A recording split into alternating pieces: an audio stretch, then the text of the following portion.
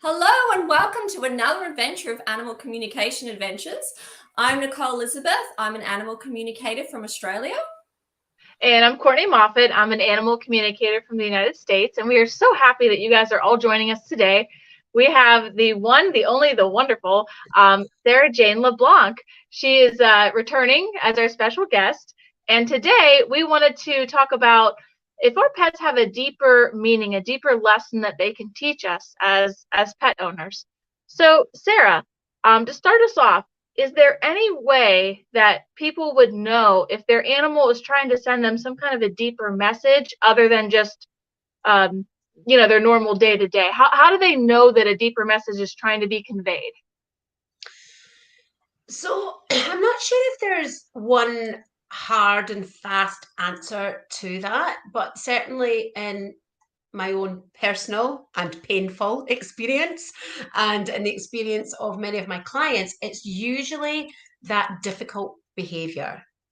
It's usually that difficult behavior, that repeated behavior or action or the something that comes up again and again and again. Usually that is the place where our animals are trying to take us to, so that we can, as mere mortals, can start thinking about, okay, what else might be going on here? And sometimes that can show up with illness as well, a repeated illness. And sometimes where I see it with illness in particular is where an animal mirrors the same illness as the guardian. So quite often in my consultations with animals where illness is the factor, usually the illness is what I would call a mirror back to the guardian of something that the animal wants them to see, or something that the animal wants them to take more notice of or pay more attention to. So I see it with behavior, mainly, as I say, the difficult behaviors, the challenging behaviors, the behaviors you just wish to hell weren't there and would just go away. It's usually those kind of challenging, tricky parts of being an animal guardian. That is where the deeper message lies. And as I say, with illness, sometimes that can be about the animal's illness and something they want to teach you around that. But sometimes illness can be about the animal mirroring back to you what they see and what they would like you to pay more attention to. Mm-hmm. Yeah, absolutely. I have seen that many times, like sometimes with my own animals, with my clients' animals. Have you also, Nicole? Yes, sorry, I was on mute then. I'm trying to share the live on Facebook. I actually have. So I've got this story. My stories tend to waffle, so I'll try and keep it short. But the short end of the story is I was living in the UK for a period of time. My ex was looking after my dog, so they were safe. They were with someone they knew. It was still stressful because I wasn't there, but I wanted to experience life. Now, I became that girl that went over to UK, became pregnant, and that was a life-changing moment for me. And I got to about the 5th month of my pregnancy, and I had always intended to come back to Australia. Like, I wanted to raise my son in Australia. Nothing against UK. I love the UK. I don't know, it was just home for me. But 5 months is sort of on the cusp of where you can fly or not. So I was kind of like, well, maybe I'll have the baby in the UK, then he'll get the citizenship, and then we'll raise the baby in Australia. Anyway, my ex, just out of the blue, sends me a message and says, your dog's sick. You come back and get him, or I'm taking him to the pound. And I'm like, oh my God, oh my God, oh my God. He had a really serious illness, and it's actually a miracle he picked it up. He had Addison's disease, which is adrenal failure type disease. He needs medication daily, and it basically restricts your life a lot. They need medication every 12 hours or they will die. And he was like, I'm done. This is your dog. You're over in the UK living it up. And I totally understand. And I instantly went, well, I'm moving back. My dog's sick. I'm going back and getting him. There was 2 of them. They were brother and sister. So I moved back to the UK, from the UK to Australia, set myself up. The person I was with, my son's father, terrible relationship, abusive, horrible, alcoholic, like all these things that really came out when we moved to Australia because they were sort of somewhat hidden in the UK in safety. I know, it's terrible relationship. he ended up, which is very strange for someone who's an abuser to leave. Normally, it doesn't end that way. Divine appointment, that's for sure. So I had my dogs. He ended up leaving Australia, going back to the UK, and basically having nothing to do with his son ever again. But he was the type of person that if I actually would have had the baby in the UK, he would never have approved a passport for my child to get back to Australia. So by me leaving the country when I was pregnant, and I had the ability to move because my dog was sick, and I stayed with my dog, and those dogs were so good with my baby. Like they were big Ridgeback Mastiff dogs, not little dogs, and they were so protective of my baby. And so if he didn't get sick, I actually would have been stuck in the UK, and goodness knows what would have happened to my son and I. And now I'm in Australia, like life is different. So in the moment, I didn't understand why I had to move, why he was so sick, and my whole life was instantly changed. But what it did, his sickness changed the course of my life. So I actually had a life. So I know that's huge, but I had this saying, we live life forward and we understand it backwards. And now that I look back, if he didn't get sick, who knows if I'd even be alive, it was huge. Yeah. So sorry, I know it's heavy, but he changed my life. So I mean, you're saying I know it's heavy, but it's actually it's also real. That's your real lived life experience. Yeah. And I think that demonstrates beautifully how much our animals are here to guide us, teach us, support us, and be that inner compass when our capability to know, because we can't always know what's up ahead, our capability to either know or to be the compass for ourselves, because unless I'm alone, there's been many a time in my life where, due to different circumstances, I've not been the best at resetting my inner compass. And so I think that's a beautiful illustration of how our animals absolutely have the potential to be able to do that for us. If that's if that's part of their reason for being in your life, is to keep you on course and take you where you're meant to go, then they're going to show up in that way. I love that story, Nicole. It's beautiful. Thank you. Yeah, that really is beautiful. So Sarah, do you know of any owner who has been taught by their animal that they need to learn how to take care of their own bodies or their own mental state? Yeah, me. I've got lots of client stories as well. But yeah, probably me. My heart dog lady, when she was alive, one of her biggest and continual lessons for me was around self-care and taking care of myself, resting enough.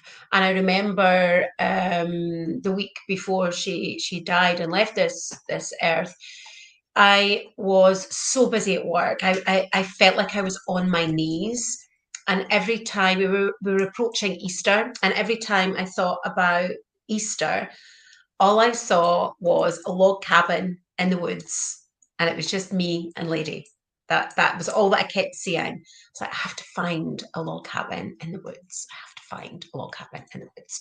So I dutifully found a log cabin in the woods, and I didn't go just Lady and I. My youngest son and my daughter, they came with me, and the reason that I share that story is because, like what you said, Nicole, you live your life forwards. So you said something like you live your life forward so you can see backwards. So when I look back on that experience, I am in no doubt that image of the log cabin in the woods, which for me in that time of busyness just felt like me thinking about the most serene thing, the most calm thing that I could think of in amongst the busyness of work. But actually, I'm in no doubt that was Lady sending me that message. You need to get yourself to a log cabin in the woods. That's where you need to be. That's what your body needs right now, because that's where I get my best replenishment from water and from trees. And it just so happened that the log cabin that I found was in the woods, and it had water, it had a loch in front of it. So, and a hot tub. So I had my water, the hot tub, and I had the actual loch, or you guys would call it a lake, in front, and we were surrounded by trees. So it had all the elements that replenish me and nourish me the most, and the most quickly. So I have no doubt that she was putting that into my head.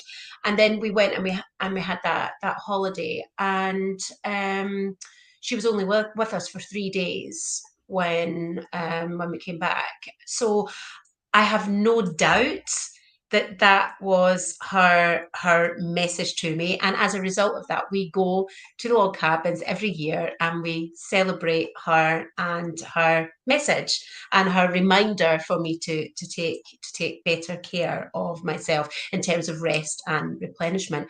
But I've also got another one that comes to mind. A dog, a beautiful German Shepherd called Rosie, who was quite anxious when she was out walking. This is one of my clients. And it got to the stage where her mum, Janie, just dreaded going for walks because they were no longer, well, I don't think they'd ever been, that restful, romantic notion that we all have with a problem-free dog going for a walk. Poor Rosie was snarly, shaking, hiding, especially when she saw people. And as far as her mum was aware, there was no issue of any abuse in the house from which she had come from before she came to them as a pup. So they'd always had her.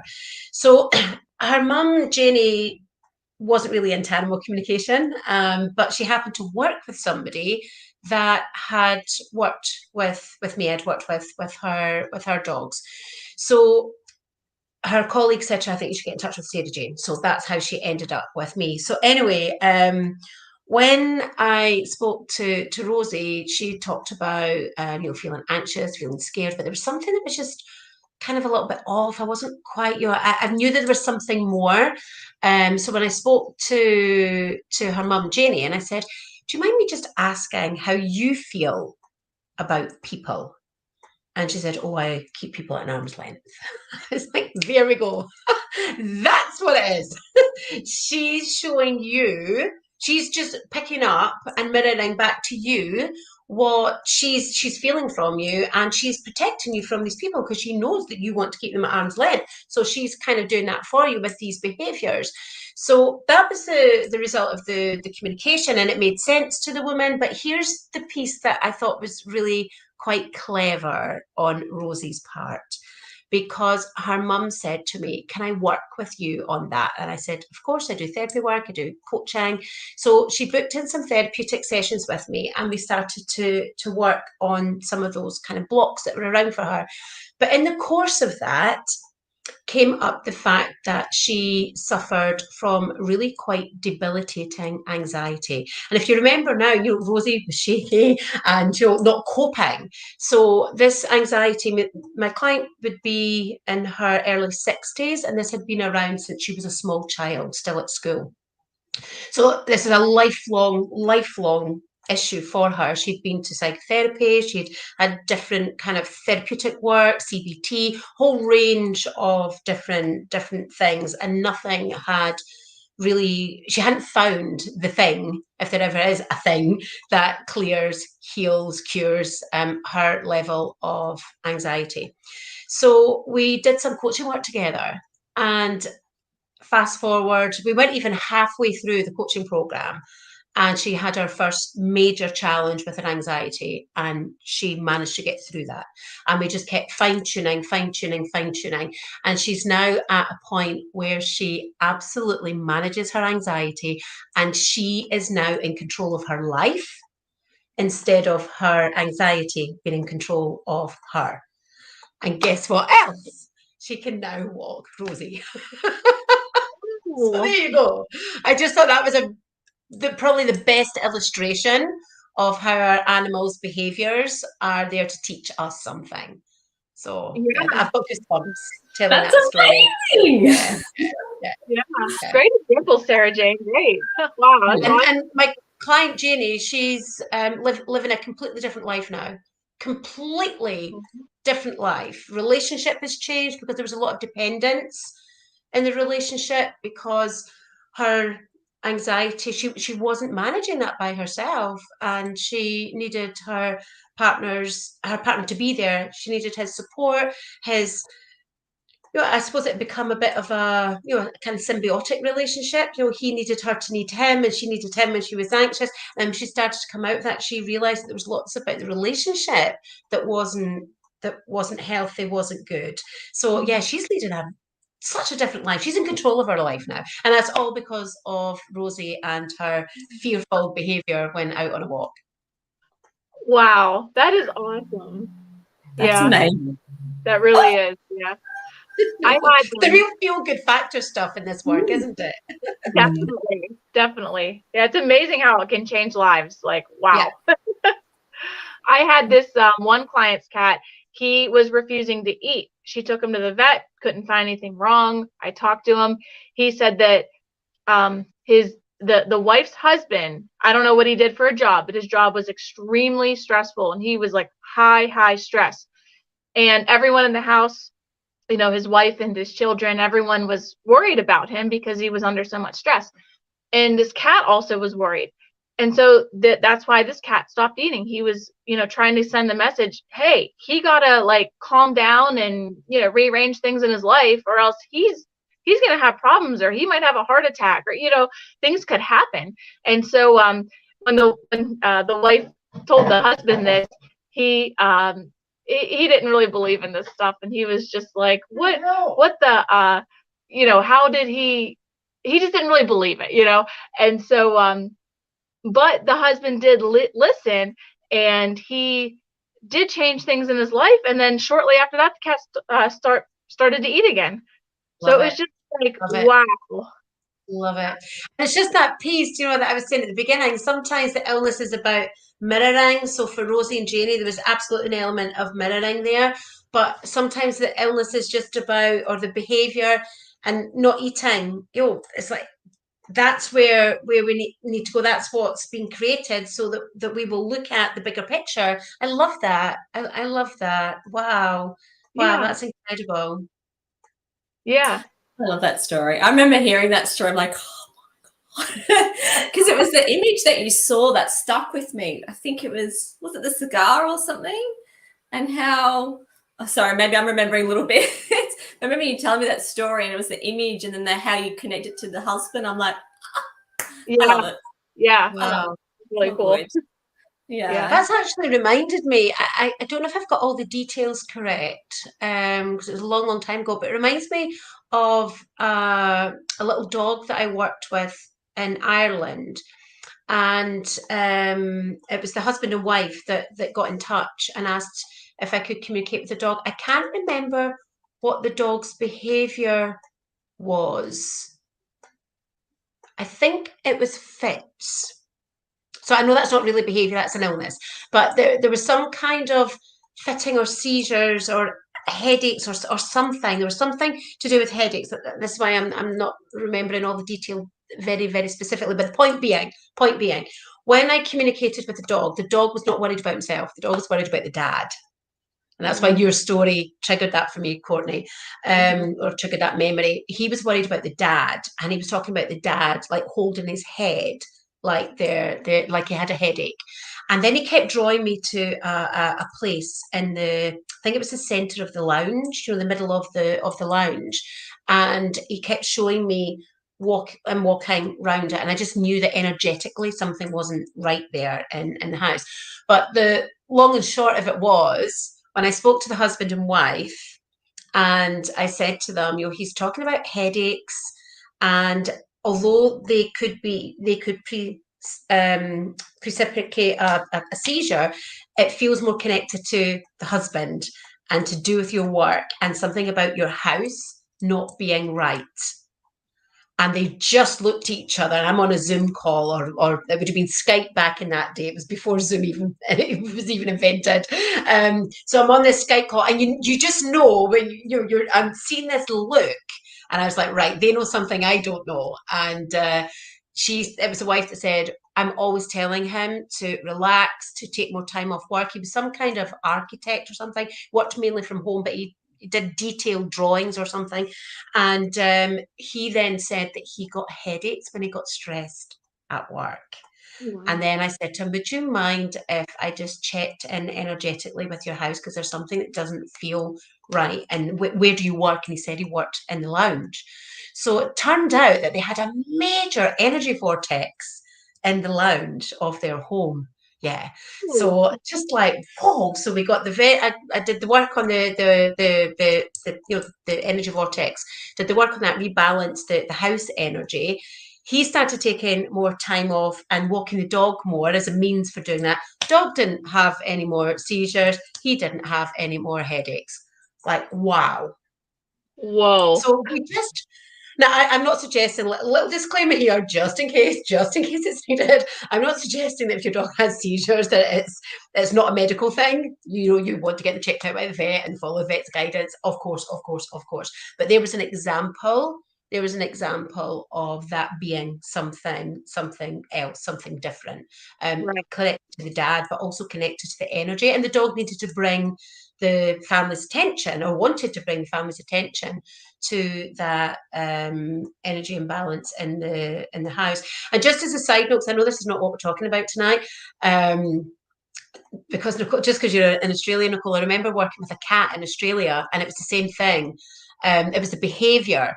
The woman has said to me, the cat started acting really strangely and does this weird walk to get from one side of the lounge to the other side and to the open doors, not onto the garden. And when I checked in, it was the energy in the room.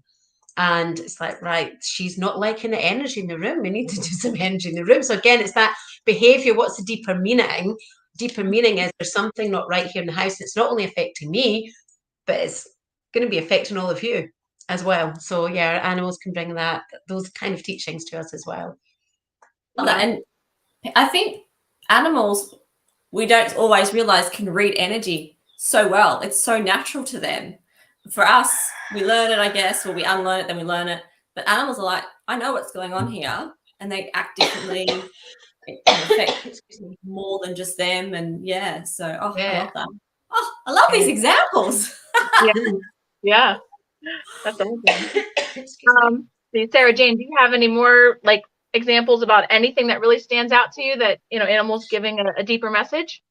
Yeah, there was one many years ago, a horse that I worked with who, when the woman came to me, she was very, very clear. You know, she loved her horse, wasn't to do with love. She loved her horse. She was at her wit's end. He was now dangerous and she needed to sell him. You know, that's the point that she got to. She was an experienced horsewoman. She was an experienced horse trainer. So this was not her first rodeo with a difficult or challenging horse. But she was at her wit's end. And as she said, you know, he's dangerous. She was operating some kind of, I don't know if it was a riding school, but she must have been given lessons or something. But she was saying that she could not allow her horse to be ridden by anybody else. And she felt that he was dangerous for her as well. So she, as I say, ended her tether. She was looking to sell him. So when I spoke to him, and this was a real challenge for me at the time as an animal communicator. It's not an issue for me now, but back then it was really a big issue for me to be able to say to my client what I said to her. And it was quite simply this: when I asked him, well, what was behind the behavior? What was driving the behavior? Now, I use different strategies now. I didn't know these strategies. I hadn't developed these strategies back then, but I'm not sure that the outcome would have been any different. And I just asked him directly, you know, what was driving the behavior? What was behind the behavior?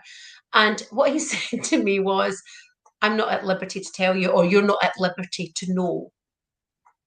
And I remember having a real problem going back to my client who'd paid for consultation. I mean, like, what a cop out does that sound like? Oh, can't tell you what the problem is because he's told me that I'm not at liberty to know. I thought, oh my God, how can I say that? Like, that's just going to sound, I mean, I was all prepared to give her a refund. I knew that's what the horse had said. I mean, there was other stuff that had come out of the consultation, but that was the piece that she really wanted to know. So I did actually say to the horse, you know, why is that? Is there a reason? And he said, this is our journey, and she needs to discover this for herself. If we take her to the end without her moving through it, the learning's lost.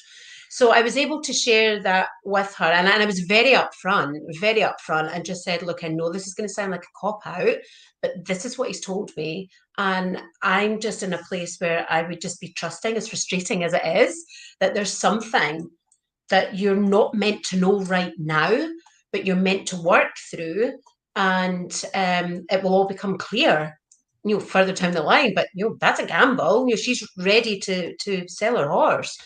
So the long and short of that is, she came back to me, and she was very trusting. Actually, I think I did a further consultation with him, and then I didn't hear from her, you know, for quite a few years.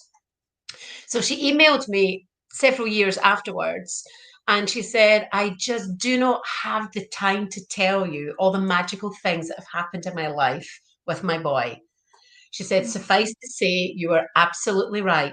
And we have been on the most incredible journey together.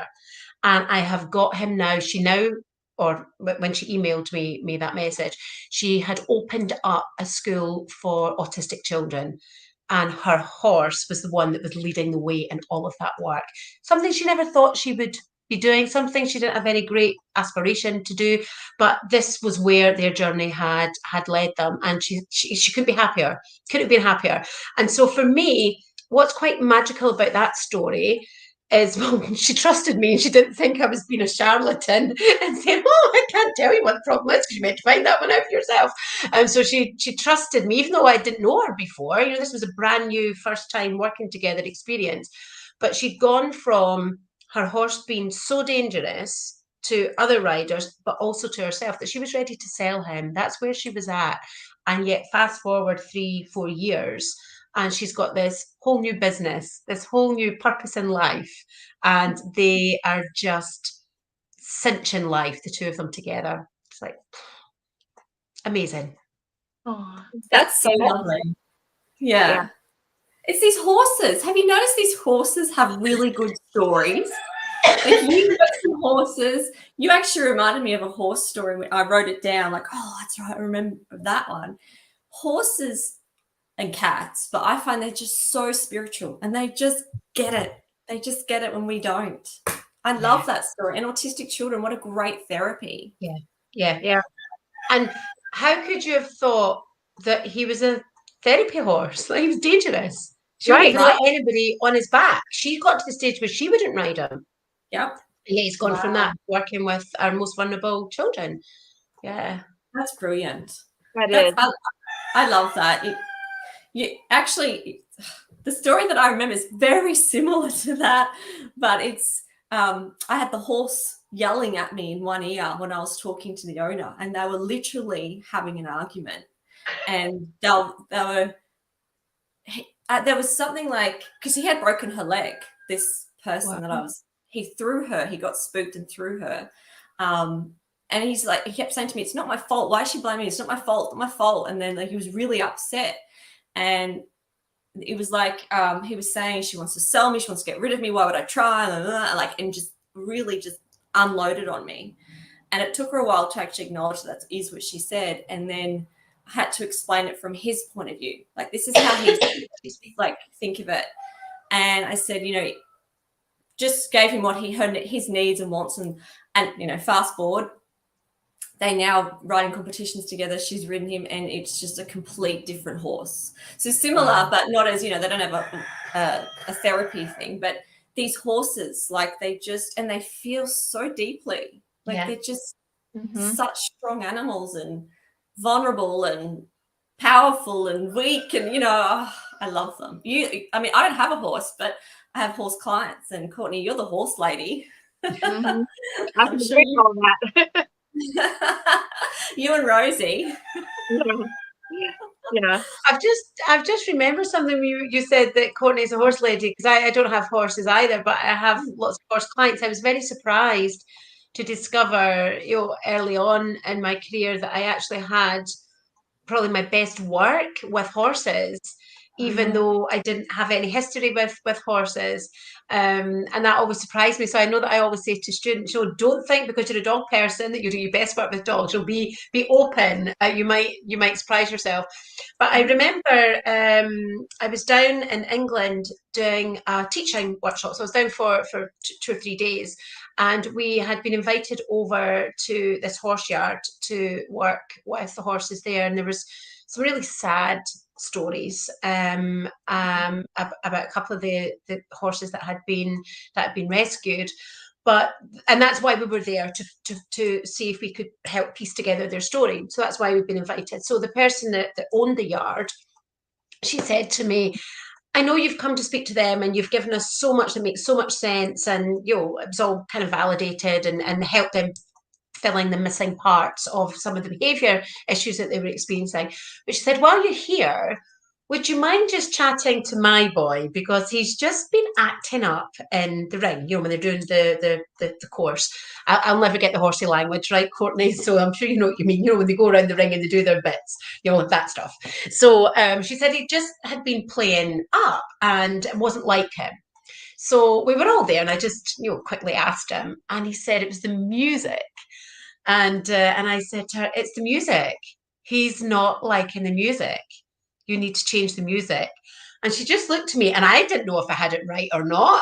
And she just looked at me kind of like, And I was like, all right, maybe that wasn't the answer. So I'm quickly going back to the horse and saying, are you sure it's music? Have I missed something? He's like, no, it's music. It's music. She needs to put on, and I can't remember now what he called it, but he gave it a name. It basically saying faster music. And I said to her, he's telling me it's to be faster music. And it was one of the I don't know what they're called. I don't mean to be disrespectful, but what I would call like one of the Saturday girls kind of thing. Like one of the, she was obviously the owner of the yard, and there was like people that were mucking out the stable. So it was one of those young girls that she looked like a school girl. So she piped up and she said, yes, it's the music. And she started to laugh. And that's exactly what it was. She'd been putting on classical music, and whereas normally she would have on her pop music when she was at the yard, and the horse was just like, not liking it. Let's get the pop music back on, please. Not having any of that classical stuff. I know it's not a big behavioural thing, but just kind of funny, a funny story and reminder that our animals have likes and dislikes. Exactly. And they don't always like the music that we like, or the music that we might choose for them. Yeah. Music can be a trigger for them as well. Like if they've come from a past and there's been types of music, it can bring them back. Like just like humans, I remember I hear a song from the 90s and I'm back in the clubs, Me too. Oh, the classic music. But that's an awesome story. And see, something so simple, just a little change can have that's all it was. She changed the music and he just didn't like it. So he was just acting up. He wasn't paying attention. And she can understand it because he's, that's what they did together. He was very good. But that's what it was. It was like, change your music back or I'm not playing ball. Don't want to dance to that beat. Too slow. But that's a good reminder too, that if owners do have a pet that's all of a sudden changed, just even slightly, maybe just go through your routine, what's different, and see if you go back and if it changes, just to help yourself. So that's certainly something that I teach my students to ask, and that I ask my own clients. It's on my referral form. If it's a behavioural case, to cast your mind back to when the behaviour first started and what was going on at that time. And that's where I like to start, because there's usually something. There's usually something that's happened. There's been a change in the household, or maybe there was a visitor that outstayed their welcome, and the family might not necessarily have put two and two together. That's such a good point too. And maybe the animal didn't know they were staying and like, get this person out of my house. Who knows? Yeah, or maybe the guardian's gone away and forgot to tell the animal that they're away, but they're going to be coming back. That happens so much because we don't think about that. But if you could imagine if your other half left for work in the morning and then you came back for dinner after work and he or she just didn't show, and then they didn't show the next day, you're like, where the hell are they? And they walk back in 3 days later, like nothing's happened. And they're like, where have you been for the last 3 days? There's no where you were, you just buggered off and you never even said a word. And they just come back like, hi, what's for dinner? I'm starving. Like, what? And that's what it's for animals. Yeah. We often don't tell them that we're away, or especially if we're in a rush and we're kind of late for the plane or whatever, and we just kind of fly out the door, and it might be a hurried goodbye, but there's not that sitting down saying like, I'm away for 3 dark nights, then I'll be back and we'll be back to normal. It's just usually like bye, as if you were just going to work, but you're not actually going to be coming home for a few nights. Yeah. And even some cats do that too. They're like off for a few weeks and they come back like, what's up? Meanwhile, be back. Oh my God. Some animals and humans put us all through our paces. Oh, they absolutely do, for sure. Absolutely. Do we have any more questions, Courtney? I can't remember if we had any. That's it. We covered them all. Yeah. Oh, wow. Look at us go. Oh, I know. Well, I want to give a very big thank you to Sarah-Jane, because Sarah-Jane has a very jam-packed schedule and has fit time in to speak to us. Time is precious and you have so little of it. And I want to say a big thank you for coming and speaking to us, because we really appreciate it. Our viewers appreciate it. And it's just so valuable, the information that you have. It helps us and it helps everyone. And most importantly, it helps the animals.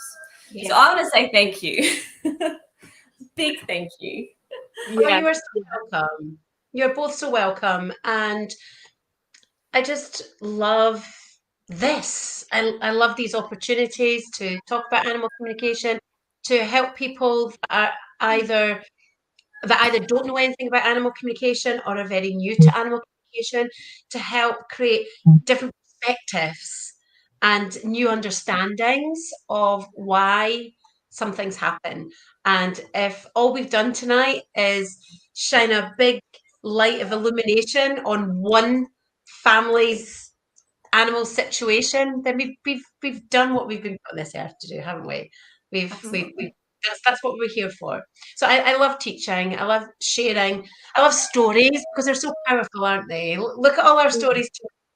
They're just all really powerful illustrations of the magic and the wonder that are the animals that come into our lives. And I don't actually believe that it's ever an accident that a particular animal ends up in our life. And that's the deeper meaning in itself, isn't it? That they're there for a reason, even if we don't see it at the time, and even if you're a bit of a slow learner, like I often am.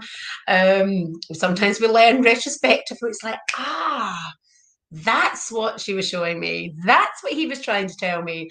But I think if you've got an animal in your life, they're there for a reason. There is a deeper meaning. And sometimes it's as simple as companionship. It can be as simple as that animal's in your life so you don't feel lonely, so you've got companionship. But it can go from that right to the other extreme, as we've demonstrated tonight, that maybe there's a bigger purpose out there for you, and the animal who you're pulling your hair out over is the vehicle to get you there. But I think there's always a meaning.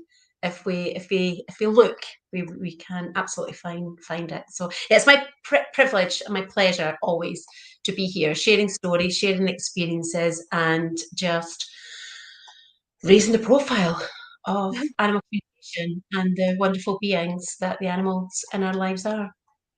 Aw, thank you. We truly appreciate it. And Nicole will go ahead and she'll put your website link in the comments of this video. So if anyone would to reach out to you, check out your website to see what services you have, they can certainly find that and do that. But, thank you very much for coming. And maybe we'll have you back in the future. I'd love to come back. Absolutely love to come back. Yay. All right, we'll say bye to the viewers now, and I hope everyone has a good day, night, wherever you are in the world. And yeah, we'll see you next time. Bye. Okay. everyone. Bye.